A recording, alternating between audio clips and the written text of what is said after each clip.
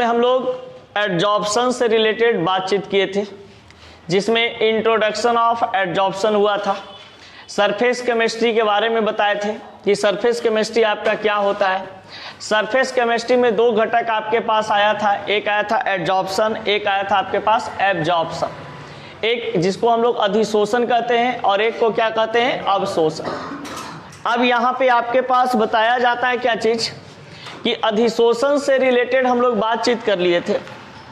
अधिशोषण के बाद अब यहाँ पे पढ़ना है कि अधिशोषण के महत्वपूर्ण कारक या घटक, यानी कि हमारे पास some important case of adsorption. यहाँ पे क्या होता है कि एडजॉर्प्शन में कुछ कुछ ऐसी बात होती है जिसको हम लोग ध्यान नहीं देते हैं, लेकिन क्वेश्चन 1 नंबर 2 नंबर में पूछ देता है। समझ गए? जैसे कि आप लोग को यहाँ पे दिख रहा होगा कि एक एडजॉर्बेट है, एक एडजॉर्बेंट है, यानी एक अधिशोषक और एक अधिशोष।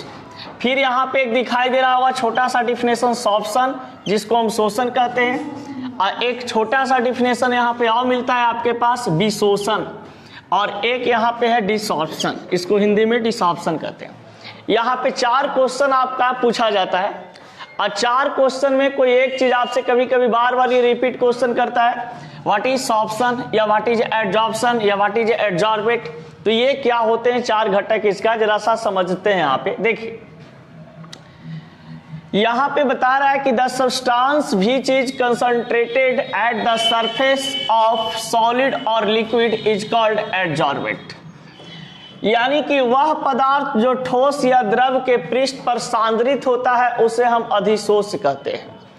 यानी कि ऐसा कोई पदार्थ आपके पास है जो किसी सतह पे आप उसको डाले हैं और वो जाकर के रुक जाता है वहीं पे, तो उस रुका हुआ पदार्थ को हम क्या कहेंगे, तो अधिशोष कहते हैं। समझ गए? फिर कहा जाता है आपके पास कि the substance on which surface other substance become concentrated is called absorbent, यानी कि वह पदार्थ जिसके पृष्ठ पर अन्य पदार्थ आकर सांद्रित होते हैं, यानी कि जिस सतह पर कोई पदार्थ आकर के रुक गया उसको हम कहते हैं क्या चीज, अधिशोषक। अब समझिएगा, जैसे मान लिया जाए कि हमारे पास कुर्सी है या टेबल है, ठीक है।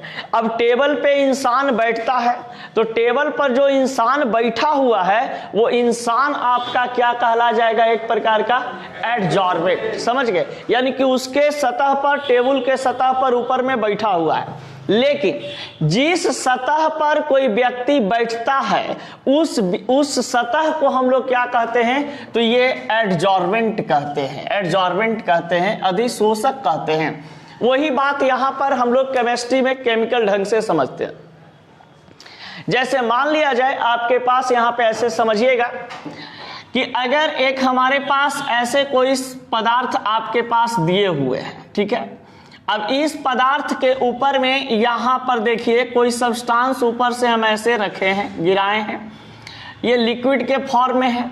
अब क्या हो रहा है कि इसके ऊपरी सतह पर आकर के ये पदार्थ रुक गया है, तो जिस पदार्थ को यहाँ पर, जो पदार्थ यहाँ पे रुका हुआ है, इस पदार्थ को हम क्या बोलेंगे, एडजॉर्बेट बोलेंगे। जो रुका हुआ पदार्थ होता है उसको एडजॉर्बेट कहा जाता है, लेकिन जिस सतह पर आकर के रुकता है इस सतह को हम क्या कहते हैं, तो इस सतह को अधिशोषक या एडजॉर्बेंट कहते हैं। कोई दिक्कत समझ में आ गया?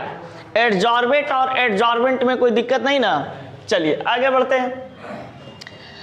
नेक्स्ट डिफिनेशन आपके पास आता है, the combined effect of adsorption and absorption is called sorption, यानी कि सॉर्प्शन की घटना कब होती है, सॉर्प्शन हम कब कहते हैं, तो अगर कोई पदार्थ अधिशोषण और अवशोषण दोनों संयुक्त अवस्था में करता है, यानी एक ही केस में आपके पास कुछ अधिशोषण भी हो रहा है, कुछ अवशोषण की भी प्रोसेस हो रही है, तो उस घटना में आपको कह दिया जाता है कि उस घटना का नाम क्या कहलाता है, शोषण कहलाता है, सॉर्प्शन कहलाता है। जैसे देखिए, मान लिया जाए आपके पास यहाँ पे कोई कपड़ा है। अब कपड़ा में क्या होता है, दोनों की घटना होती है। जैसे कपड़ा में हम क्या करते हैं कि पानी गिराए, तो कपड़ा पर जैसे ही पानी गिराते हैं तो कपड़ा के अंदर भी पानी चला जाता है और ऊपरी सतह पे भी जमा रह जाता है। ऊपर वाला भी पार्ट को आप देखोगे छू करके तो वो गीला लगता है ना, यानी कि उसमें दोनों प्रकार की घटना हो रही है। कुछ हमारा जो पार्टिकल थे, सब्सटेंस था, वो नीचे की ओर फैल गया है, विस्तृत हो चुका है कपड़ा में, और कुछ हमारा पानी ऊपर भी जमा हुआ है। तो जब दोनों साथ हो, यानी कि अधिशोषण और अवशोषण दोनों साथ साथ होता है, उसी को हम लोग क्या कहते हैं, सॉर्प्शन कहते हैं। अब यहां पे देखा जाए, नेक्स्ट पॉइंट है क्या चीज, the process of removing of an adsorbate material from surface on which adsorbate is known as desorption.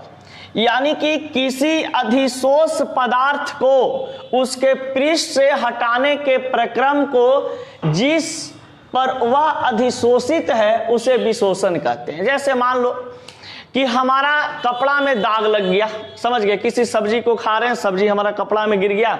अब वहां पे क्या हुआ कि सब्जी जो गिरा है वहां पर कपड़ा के जो भाग है इसको हम लोग क्या कहेंगे, अधिशोषक।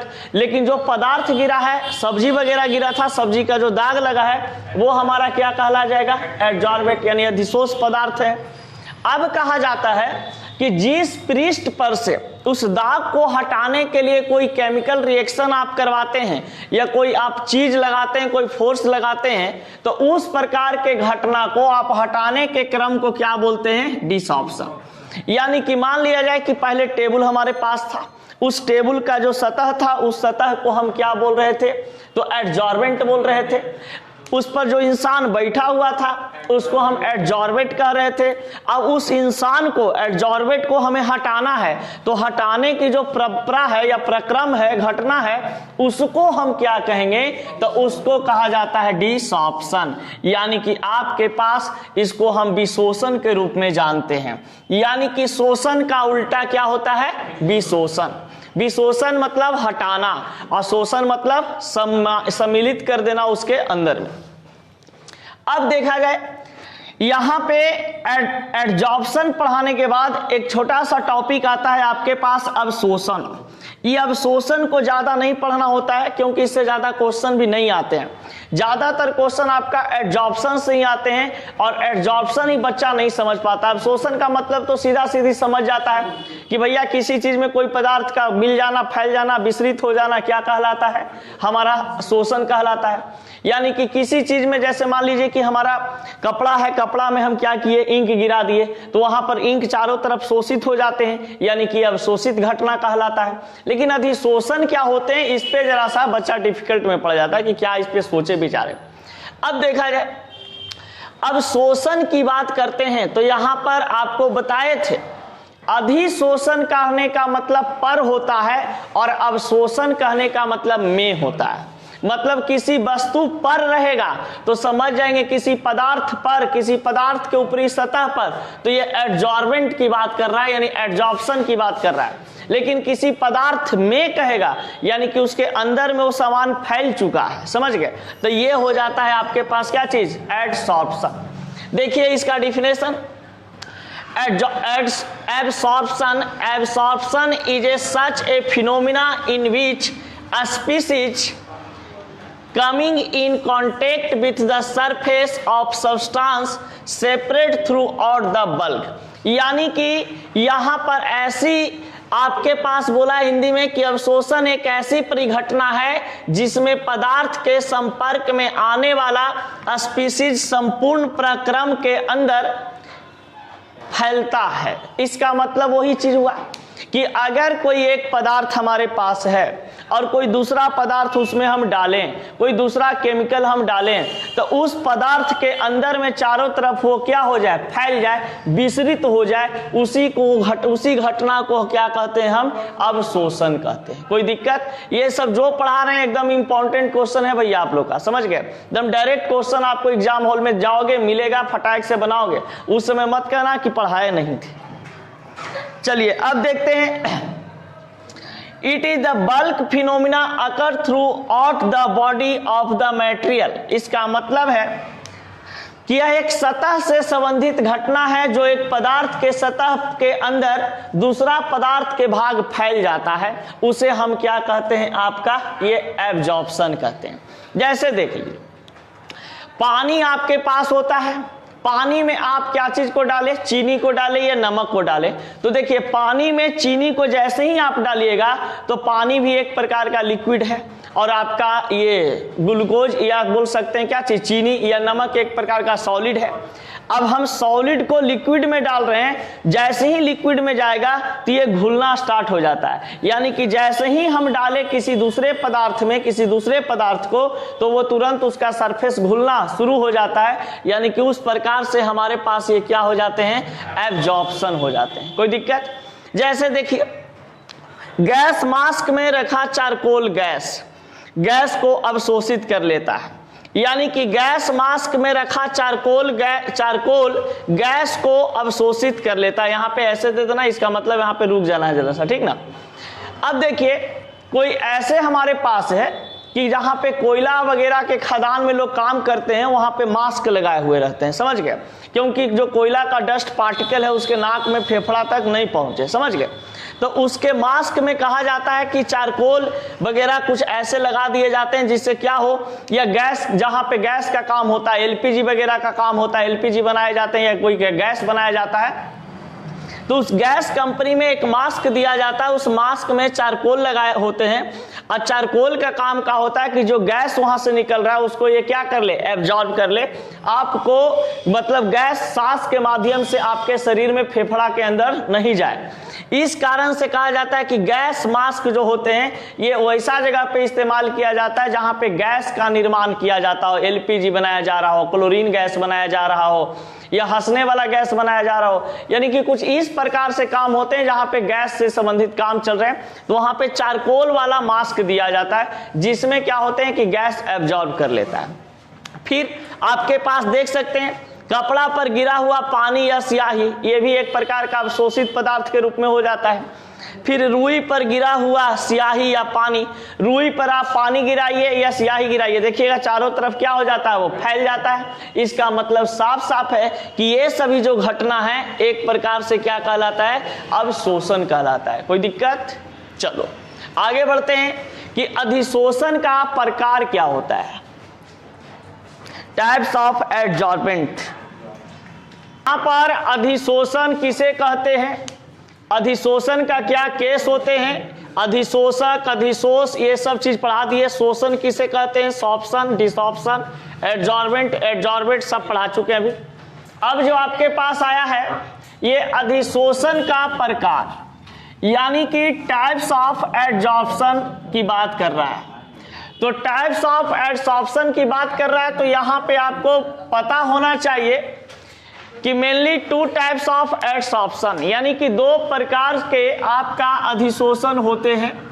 एक होता है आपके पास फिजिकल एडसॉर्प्शन और एक होता है केमिकल एडसॉर्प्शन।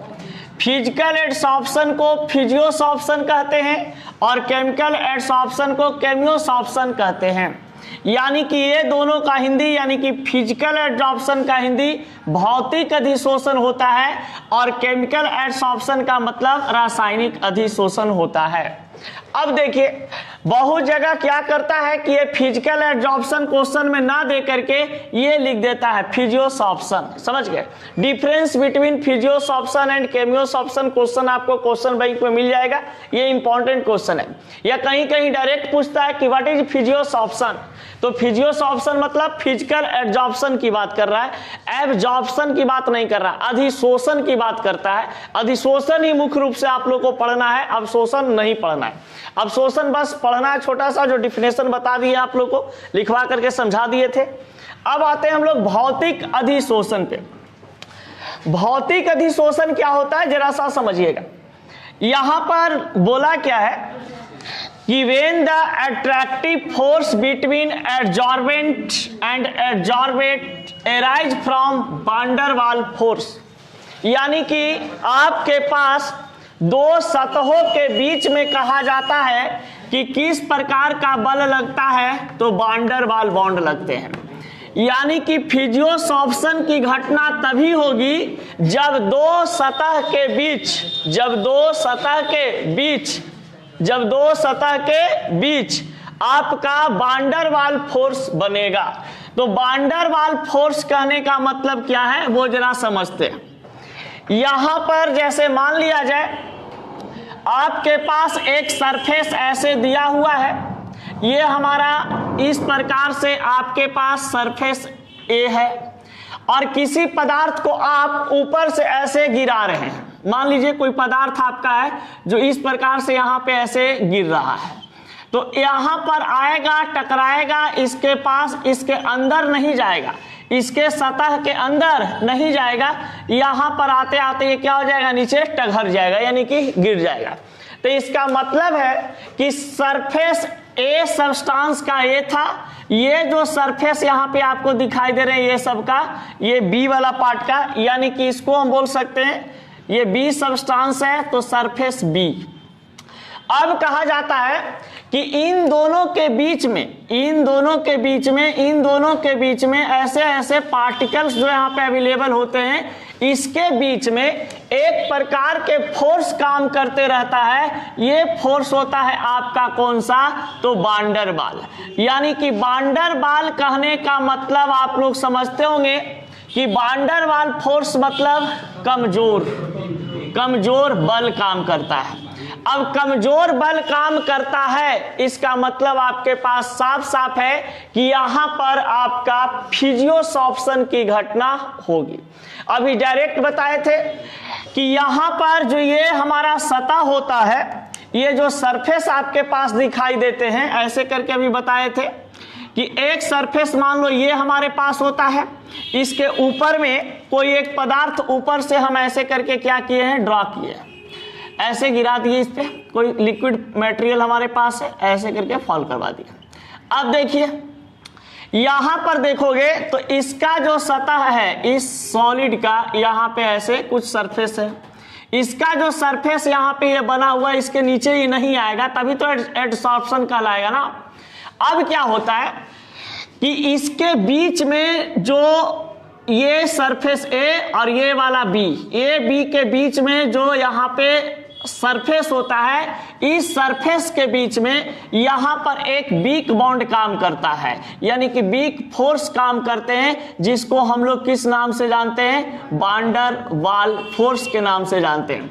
तो वांडर वाल फोर्स जो होता है ये अधिशोषक और अधिशोष यानी कि एडजॉर्बेंट और एडजॉर्बेंट के बीच लगता है। तो एडजॉर्बेंट और एडजॉर्बेंट के बीच आपका जो वांडर वाल फोर्स बनाता है उसी को हम फिजियोसॉर्प्शन कहते हैं। उसी को क्या कहते हैं, फिजियोसॉर्प्शन, यानी कि फिजिकल एडजॉर्प्शन कहते हैं।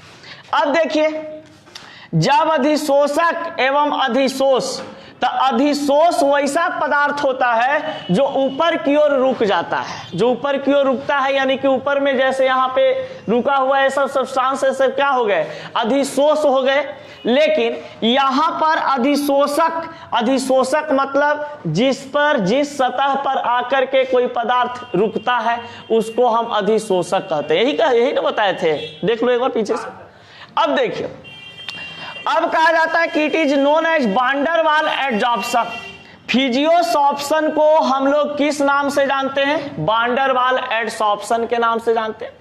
यानी कि फिजिकल एडजॉर्प्शन जो होता है आपके पास, ये एक प्रकार का वांडर वाल एडजॉर्प्शन इसलिए कहा जाता है कि फिजिकल एडजॉर्प्शन में आपका वांडर वाल फोर्स काम करता है दो सतह के बीच, दो सरफेस के बीच। यानी कि एक एडजॉर्बेंट जो होता है, अधिशोषक होते हैं और एक अधिशोष होता है, उन दोनों के बीच में वांडर वाल काम करता है, इसलिए इसको हम क्या कह देते हैं, वांडर वाल एडसॉर्प्शन। अब देखिए गर्म निकेल पर यदि हाइड्रोजन गैस तुम दोगे तो वहां पर हाइड्रोजन जो है निकेल में बहुत कम सटेगा, बहुत कम सटेगा। यानी कि हाइड्रोजन गैस निकेल में नहीं सटता है क्योंकि निकेल आपका गर्म है और हाइड्रोजन गैस एक कमजोर बंधन बनाता है निकेल के साथ, और कमजोर बंधन यानी कि वांडर वाल बॉन्ड जब बनाएगा मेटल के साथ तो इसको हम आराम से कह देंगे कि ये किस प्रकार का अधिशोषण है, तो ये फिजिकल एडजॉर्प्शन है, यानी कि भौतिक अधिशोषण होते हैं। कोई दिक्कत? अब देखा जाए, गर्म निकेल पर C2H4 गैस को आप डाल रहे हैं तो C2H4 गैस इस पे अट्रैक्ट ज्यादा नहीं करेगा, डालोगे तुरंत क्या हो जाएगा, उसको फूकोगे ऐसे उड़िया जाएगा। इसका मतलब कि जिस सरफेस पे उसको हम डाले थे उस सरफेस के साथ वो बॉन्ड का फॉर्मेशन तगड़ा वाला नहीं बना रहा है, एकदम नॉर्मल वाला बना रहा है, समझ गए। जिसको ऐसे भी करेंगे तो क्या हो जाएगा, उड़िया जाएगा। अब देखो एक बात बताते, खसका देखा है, खसका, अरे जिसको फोम बोलते, क्या बोलते हैं अंग्रेजी में, हाँ मछली आता है, घरों में सजाया वाला आता है। अब एक मान लो खसका का जो चूर है उसको तुम लोग हाथ पे ले लो, ठीक है, वो भी तो ऐसे करके बना रहा है, एक सरफेस पर दूसरा सरफेस जा रहा है, ये खसका का ये सरफेस यहाँ पे अवेलेबल होंगे, उसको हल्का सा फोर्स लगाओ ऐसे उड़िया जाता है, उड़िया जाता ना। अब करो वही चीज, आपका हाथ है, हाथ पर आप तेल लो, समझ गए, और तेल को डाल दो यहां से यहां तक, अब फूको, उड़ियाता है नहीं। इसका मतलब हुआ कि वो आपका केमियोसॉर्प्शन हो जाता है, क्योंकि हाथ और तेल के बीच में स्ट्रॉन्ग बॉन्ड बन जाते हैं। तो स्ट्रॉन्ग बॉन्ड हटाने के लिए फिर क्या करते हैं हम लोग, उस तेल को हटाने के लिए हाथ धोते हैं साबुन वगैरह से, तब वो तेल का सरफेस हटता है। लेकिन फिजियोसॉर्प्शन में क्या होते हैं, डायरेक्ट अगर हाथ पे आप कोई चीज रखें, हल्का सा फोर्स लगाए, आपका उड़िया गया, ये क्या होता है, फिजियोसॉर्प्शन कहलाते हैं, यानी कि फिजिकल एडजॉर्प्शन कहलाता है। अब देख लो, it is a simple physical change, ये जो आपका फिजियोसॉर्प्शन है एक प्रकार का भौतिक चेंज होता है, ना कि कोई केमिकल चेंज होता है। केमिकल रिएक्शन आपको देखने को यहाँ पे कुछ खास मिलेगा, इसलिए साफ साफ शब्दों में कह देता है भैया कि फिजियोसॉर्प्शन जो आपका फिनोमिना होती है ये केमिकल बॉन्ड का फॉर्मेशन नहीं करता है। तो केमिकल बॉन्ड का फॉर्मेशन इसमें हुआ कैसे, मान लो कोई सब्सटेंस को गिरा रहे हैं, टघर के नीचे आ गया, रुक जाना चाहिए था ना उसको, तो इस प्रकार से इसको हम समझ जाते हैं कि फिजियोसॉर्प्शन की घटना है। अब देखा जाए, जैसे एक मान लो कि आदमी को ऊपर से लटका के गिराए, बड़ा दीवार है, 5 तल्ला 10 तल्ला बिल्डिंग है, एकदम प्लेन बना हुआ है, समझ गए। अब उसको गिराएंगे तो देखिएगा डायरेक्ट बेचारा कहीं पकड़ सकता है ऐसे नहीं, क्योंकि दीवार और आदमी के बीच में फोर्स ऑफ अट्रैक्शन एकदम कम लग रहा है, वो बेचारा टघरते टघरते क्या हो जाएगा, गिर जाएगा नीचे। लेकिन मान लो कि छिपकली को गिरावो ऊपर से, तो दीवार और छिपकली के बीच में एक बॉन्ड बन जाता है, स्ट्रॉन्ग बॉन्ड पकड़ लेता है। अब वो उसको नीचे आने में समय लग सकता है, लगेगा ना। इसका मतलब हुआ कि वो केमियोसॉर्प्शन है, और यदि मनुष्य को दीवार पर लटका करके गिराया जाए तो वो कौन सा है, फिजियोसॉर्प्शन है। अब देखिए, तो दीवार के साथ इंसान बॉन्ड का फॉर्मेशन तगड़ा वाला नहीं करता है। अब यहां पे देखते हैं, it has lakhs of specificity, इसका मतलब कि विशिष्टता की कमी होती है। इसमें जो फिजियोसॉर्प्शन होता है, फिजियोसॉर्प्शन में इसमें कहा जाता है कि आपका विशिष्टता की क्या हो जाती है, कमी हो जाती है। इस कारण से एक दूसरे में ये चिपक नहीं पाता है, रुक नहीं पाता है। फिर कहा जाता है it is A depend upon nature of adsorbate. अब कह रहा है कि एडजॉर्बेट पर ये निर्भर कर सकता है, हो सकता है कि पदार्थ चिपकने वाला हो तो चिपक भी सकता है, ये पदार्थ कोई चिपकाने वाला हो तो चिपका भी सकता है, कोई दिक्कत ऐसे नहीं होगा। फिर कहा जाता है कि it is A depend upon nature of adsorbate. फिर यहाँ पे बोल रहा है it is A reversible nature. Reversible nature कहने का मतलब होता है उत्क्रमणीय प्रकृति या उत्क्रमणीय प्रोसेस, जिसको हम लोग बोलते हैं, विधि बोलते हैं। तो उत्क्रमणीय प्रोसेस या उत्क्रमणीय प्रकृति की बात करें, रिवर्सिबल की बात करें, तो एक चीज ऐसे समझना, रिवर्सिबल का मतलब होता है प्राप्त करने योग्य, जिसको एक बार हम किसी दूसरे फॉर्म में बदल दें फिर उसको हम दोबारा उस फॉर्म में ला सकते हैं। तो ये घटना है जो रिवर्सिबल प्रोसेस होता है, यानी कि फिजियोसॉर्प्शन में आप रिवर्सिबल नेचर कह सकते हैं कि फिजियोसॉर्प्शन जो आपका होता है ये रिवर्सिबल नेचर का होता है, यानी कि हम इसको बार बार उस तरीका से प्राप्त कर सकते हैं, कोई दिक्कत नहीं होगा। अब बताओ, जैसे मान लिया जाए हाथ पे ऐसे खसका रखे हुए थे, नीचे में ऐसे कुछ बिछा दिए, उड़िया दिए, तो उसको कुछ हुआ नहीं हुआ, इसको भी कुछ नहीं हुआ। फिर लाएंगे, फिर करेंगे फू, फिर करेंगे फू, फिर करेंगे फू, यानी फिर से कैमरा बन रहा है, रिवर्सिबल प्रोसेस हो रहा है, ला रहे हैं धर रहे हैं, ला रहे हैं धर रहे हैं, उड़िया रहे हैं, ये सब चीज होता है। अब कहा जाता है आपके पास कि it has low ionization energy. Enthalpy या एनर्जी एक ही चीज है। अब बताइए, जब इन लोग के बीच में, यानी कि फोर्स ऑफ अट्रैक्शन, यानी कि एडजॉर्बेंट और एडजॉर्बेट के बीच में दोनों सरफेस के बीच में एकदम वांडर वाल फोर्स लग रहा है, एकदम कोई बल नहीं लग रहा है, तो बताइए कि यहां पर कोई आयोनाइजेशन एनर्जी ज्यादा लगेगा कि कम लगेगा? कम लगेगा, जाहिर सी बात है।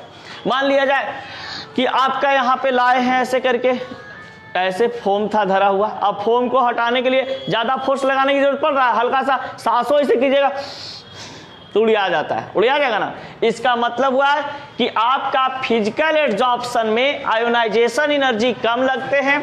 ये रिवर्सिबल प्रोसेस का होता है, रिवर्सिबल नेचर का होता है, लेकिन डिपेंड करता है नेचर ऑफ एड्जॉर्बेंट पे। इसका स्पेसिफिटी क्या होता है? कम होता है। फिर कह सकते हैं कि ये इसमें एड्जॉर्बेंट और एड्जॉर्बेंट के बीच, एड्जॉर्बेंट और एड्जॉर्बेंट के बीच आपका कैसा बल लगाता है? तो ये वांडर वाल यानी कमजोर बंधन लगाता है, कमजोर बल लगाता है, इसलिए इसको हम लोग क्या बोलते हैं? फिजियोसॉर्प्शन बोलते हैं। कोई दिक्कत? चलिए केमियोसॉर्प्शन लिख करके डैश मारिए कि छोड़ दे।